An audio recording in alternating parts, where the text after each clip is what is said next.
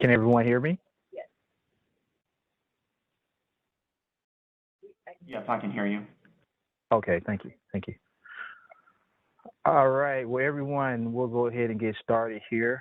First of all, I apologize for the technical difficulties here. So that is definitely on me. So I apologize for that. And without further ado, we'll go ahead and get started here. So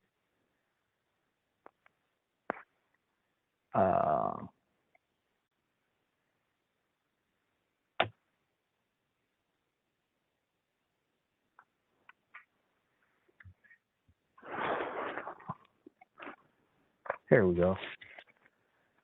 So this evening we have is Councilmember Freddie O'Connell present?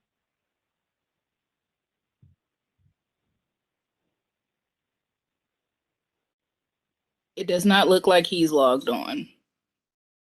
Okay. All righty. What about, so we looks like we have from the applicant team, Christopher Gilchrist from Toll Brothers, Michael Hayes from CB Ragland, Ben Hudgens from Brock Hudgens Architects, and Catherine Withers from Barge Design Solutions. And for community plan staff, we have Andrea Barber and myself, Corey Clark, this evening.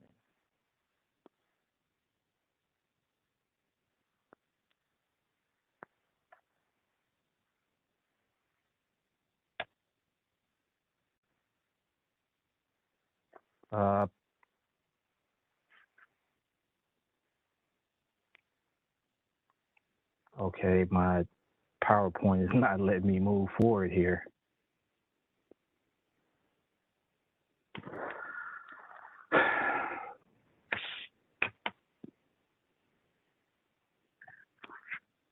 Corey, are you There sharing? we go. There you go. Okay. Yeah. All right, so this evening's lineup, the agenda is we're going to have the purpose of this meeting, the background information, policy and zoning, requested land use policy, the applicant presentation, and then afterwards we're going to have some questions and answer session.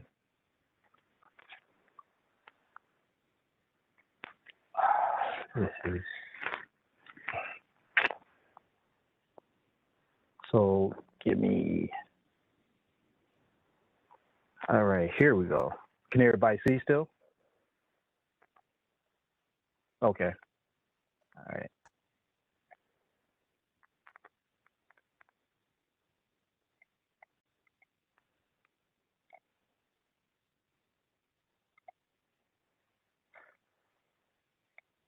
All right.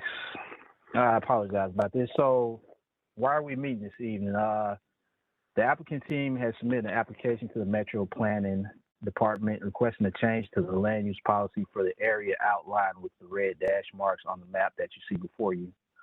The Planning Department is hosting tonight's meeting in order to explain requested land use policy change to the North Nashville Community Plan and provide an opportunity for community members to ask questions, express concerns, and let us know your thoughts. The input received at this meeting weighs heavily into planning's recommendation to the Planning Commission at the monthly Planning Commission meeting.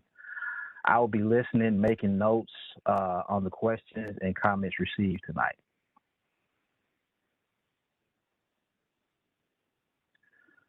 So the requested land use policy change area shown in the red dashed line and the rezone request area outlined in the blue involve properties located at 2nd Avenue North unnumbered and 1st Avenue North unnumbered and 1500 2nd Avenue North and 100 VanBuren Street. So a little background. So since the late 1980s, Nashville has used community plans as a means of applying Nashville Next Plan, which is the countywide long-range plan, which is very broad. Within Nashville Next, there are 14 community plans that are tailored to the issues and needs of each community. These community plans, along with other plans, guide where development and preservation should occur in each community. The area we're discussing tonight has the star on it and is within the North Nashville Community Plan. Furthermore, these plans are created with the community, adopted by the Metro Planning Commission, and updated with the community input.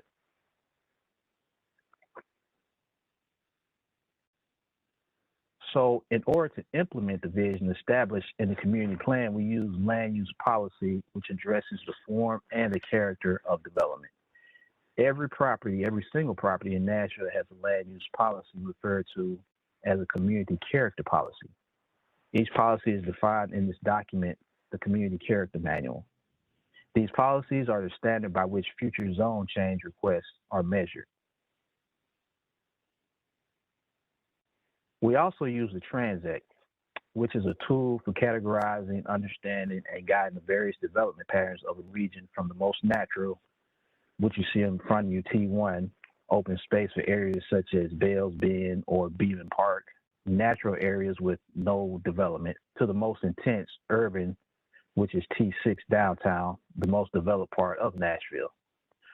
You can see in these pictures the character of the natural and built environment of each Transact.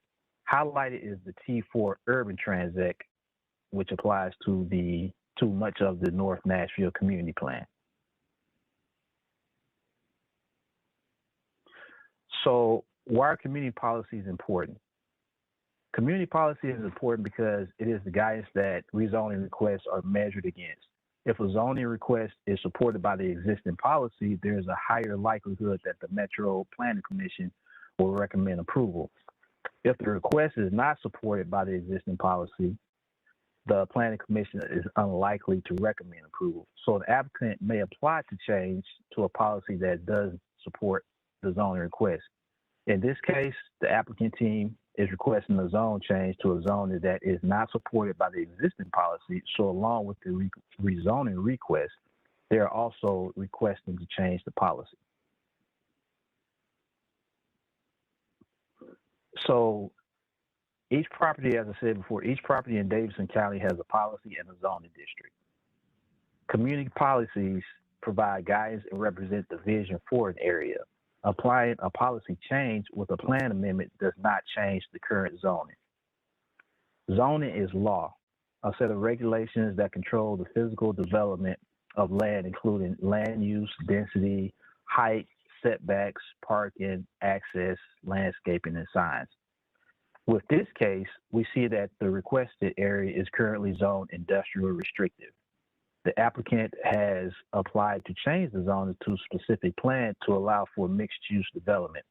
In order to do that, the land use policy, district industrial, also has to be changed to a policy which they apply for, which is urban mixed-use neighborhood. And so what you have before you here is a map showing the land use policies surrounding the requested area. Again, that's going to be in the red dash line, not to be confused with over to the right, the red outline over there, which is a supplemental policy area close to the Cumberland River.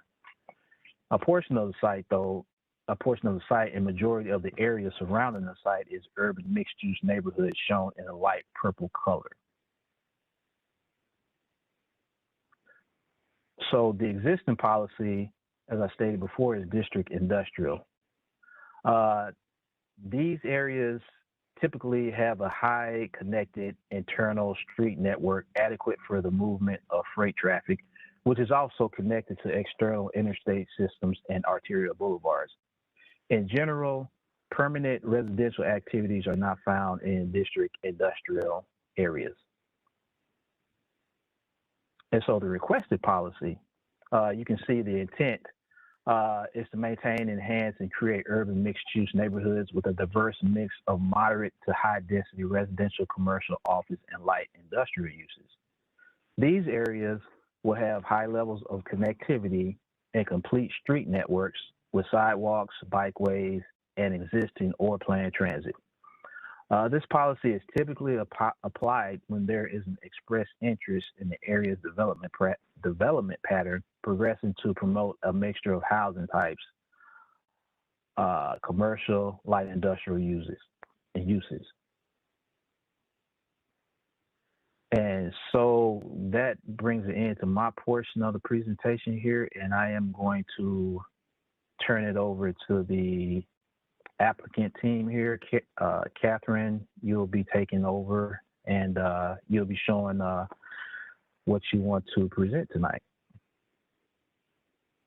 All right, thank you, Corey.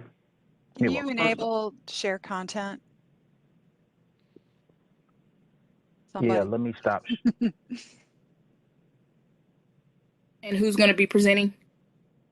I will share it. Catherine. Okay. Yeah. Now I have presenter role. Thank you.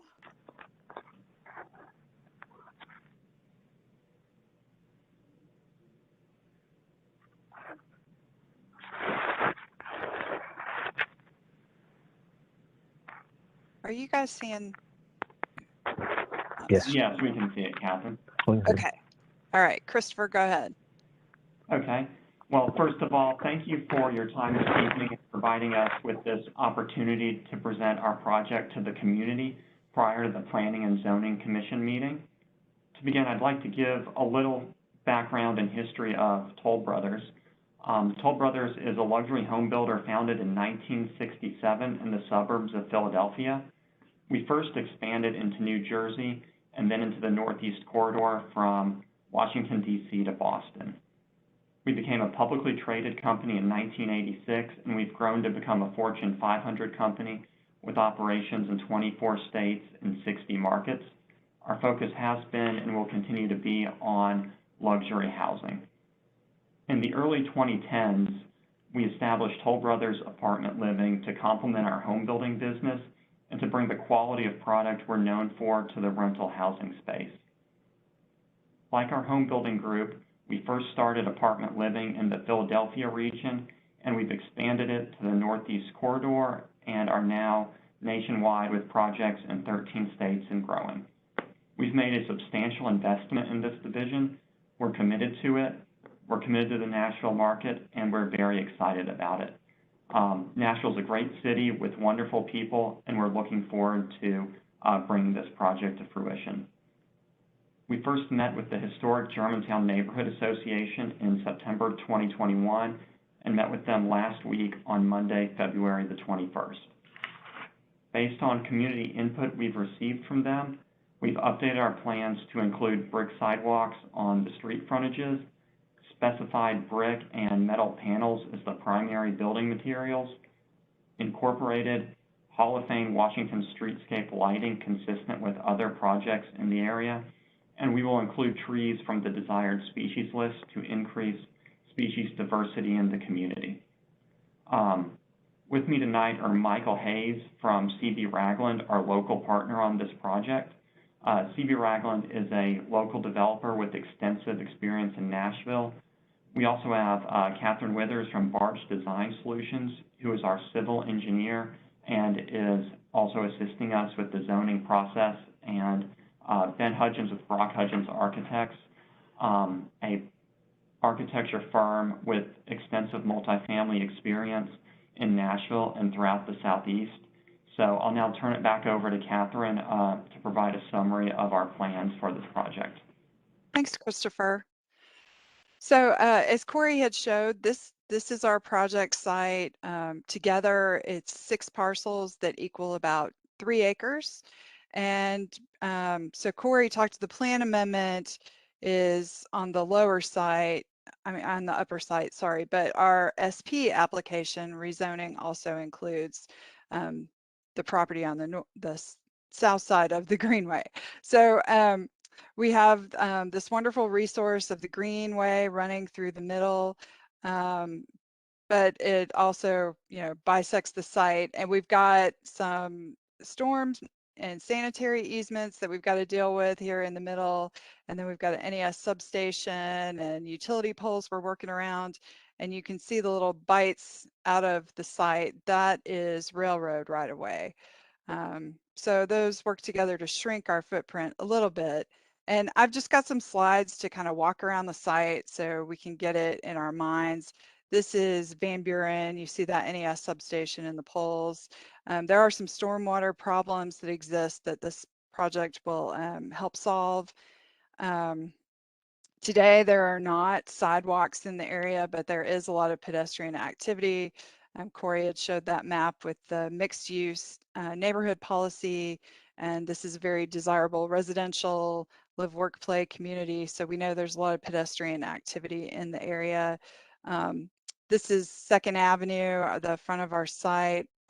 Same situation without sidewalks. Then you see that crosswalk, that is that greenway. And this is a look standing across the street on 2nd with the greenway where it transverses our site. This is a shot along the greenway. So where that fence is, that's the edge of the greenway easement as it exists today.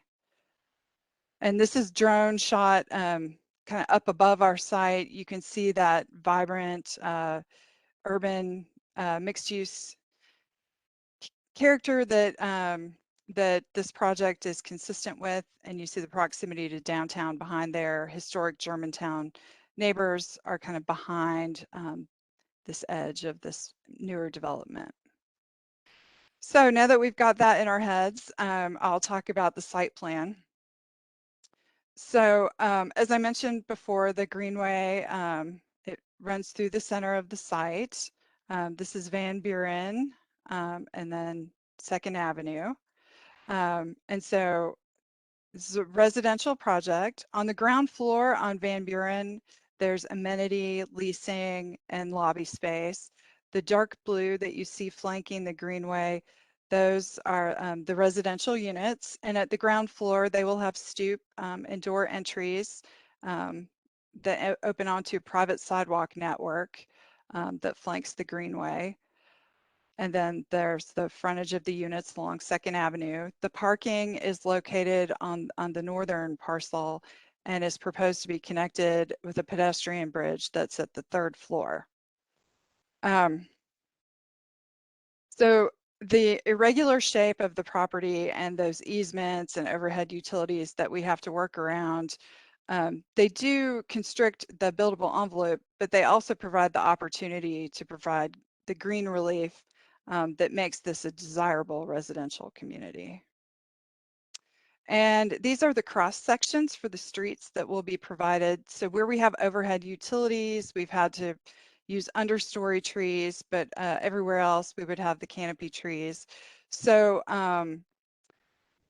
these streets, 2nd and VanBuren, are both local streets, which would require only a 5-foot sidewalk. But because of the volume of pedestrian activity that we know is in the area, we're proposing 8-foot sidewalks and also on-street parking wherever we can fit it in to provide more parking for the entire community and enhance the safety of pedestrians.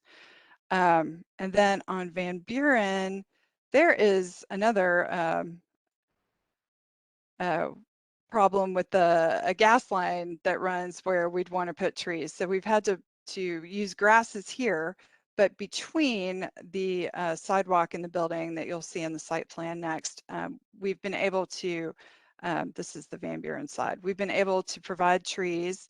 And then we have a stormwater feature here, but it also provides the treed courtyard. And then we've got units at the upper floors. So that provides relief between the NES substation and the sidewalk for those units. And we have also provided a dog run, a dog park, because we know that in these neighborhoods there are about as many dogs now as people. So I am going to turn it over to Ben Hudgens now so he can talk about the architecture with you. Great, thanks, Catherine. So the first thing that we wanted to study when we started to look at this site was the site history and its context. That's how we start all projects. Next slide, Catherine. And what's interesting about this site, going back and looking at the historic Sanborn fire maps, we realized that this site was largely undeveloped because it was this intersection of railroad crossing, right? So we got rail lines that they kind of bisect the site, which is, again, why the greenway easement is there. Next slide. But there's not a whole lot of existing context or historic context for us to play off of specific to this site. So next slide. So again, this is the railroad intersection. You see that basically was the use of this site historically. Next slide. Which then turns into the greenway, of course. Next. So our challenge here was to look at some of the historic buildings. Buildings pictured on the left are, of course, Neuhoff nearby, but we can't replicate the patina and the texture and the detail of those buildings because buildings are built differently now. So one thing we wanted to really study and try to take advantage of was playing off of that historic architecture, but not trying to replicate it. Images on the right are ways that these same materials are used to be referential, but not to try to recreate historic buildings. Next slide. So our approach was to play off of the industrial railroad character of the neighborhood and this site, create strong horizontals. You see the reddish one there, which is it happens just above grade or street level, which creates that long, deep horizontal canopy, much like old train buildings and train depots and loading docks might have. And then we wanted to create a strong datum where you see that solid blue line to help pedestrian scale of the building. So we're creating a step back in the building massing there, which allows us to get some outdoor terrace space, starts to connect the green of the greenway with active spaces in the building, right? So instead of building solid mass right up to the trail, we want to start to carve away and create some interest in the building massing. And then lastly, you'll see the dash blue line, which creates kind of a secondary datum, again, to kind of stop your eye and let the top of the building recede as you go. Next slide. As Christopher mentioned, one of the things that was discussed with the neighborhood was the buildings that are current multifamily buildings tend to have this same palette of materials and same character. What we wanted to do was simplify the material palette, use really high quality materials, but in a very simple application. So you'll see here we've got the brick that happens down low, and then where the building steps back, we're introducing metal panel, but that's it. We're not trying to collage the building and create some kind of patchwork of 1,000 different materials. So again, this is directly from feedback we've received and have applied to the facade treatment. This view shows experience between the buildings as you're traveling along the greenway. Again, active uses at the street level, residential units with stoops and nice landscape and vegetation along that passage. When I was talking about the site plan, I forgot to mention that we are still, this greenway section is sort of a placeholder. We're still in discussions with Metro Greenways about the design of this area. Yeah, the alignment, right, Catherine? Yeah, right. And then on the VanBuren side, what's important to note here, again, same use of same materials, but we've inset the building here to break the massing down and introduced large outdoor living spaces that you see there in the courtyard. These will be great outdoor terraces for the individual units with, adds a little bit of texture and shadow to the building. So, Catherine, I think that may be it, right? Yep, perfect. So that's a quick overview of the building. Again, as Christopher mentioned, taking the most recent feedback that we received from the neighborhood and rolling that into the design as it advances. But we're really excited about it and look forward to getting your feedback tonight.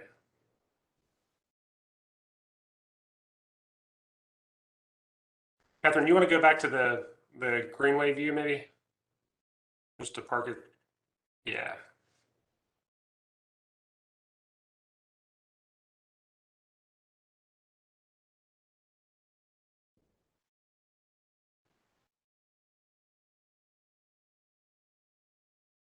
Uh-oh. Corey, I don't think, are you talking to us, Corey?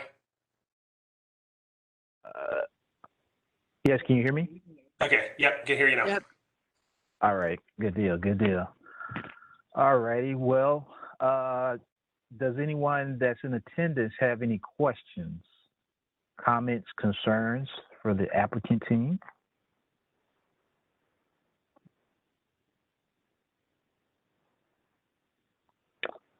If you do, there is a, where it says participants box, there is like a little hand icon down there. You can tap that to raise your hand and we'll get to you.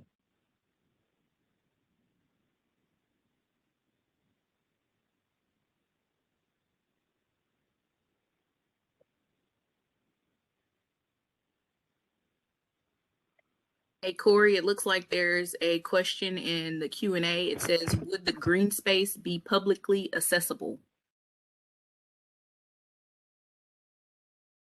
The space between the buildings in the greenway, yes. This still would remain a publicly accessible space.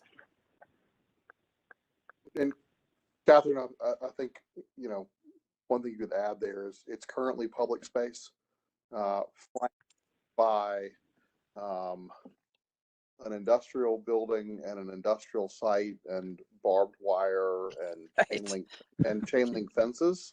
You know, our intent is to make it a much better public space, if you will, between the two more attractive, what we hope are two more attractive buildings than what exists today.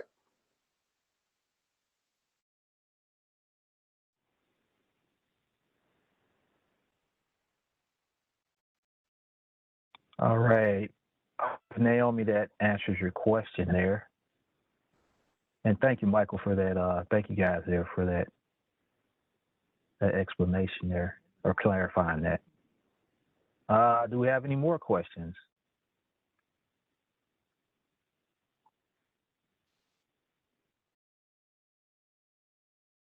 Again, if you do have any questions, you can hit that little hand icon button down there at the bottom to get our attention.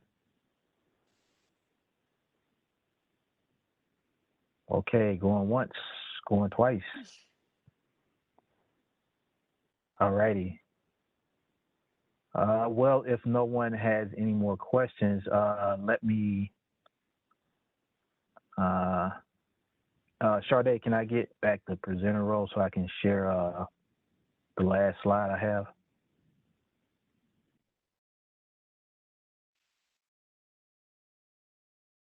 All right.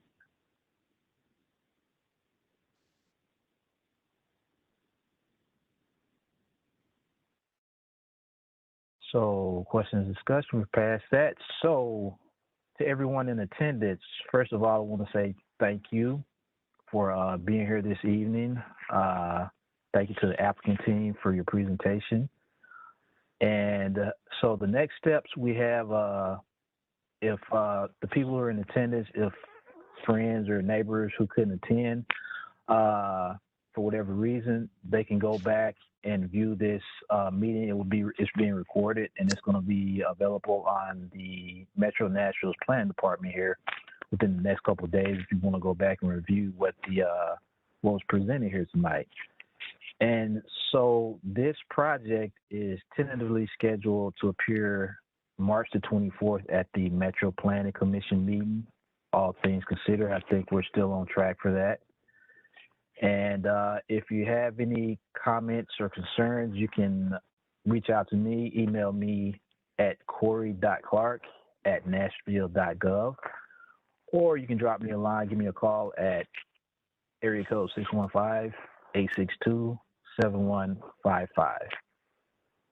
And I guess from the applicant team, do you guys have any closing remarks? Thanks for your time tonight. All right. Thank you guys. Thank you guys. Thank you, Corey. And once again, you're welcome. You're welcome.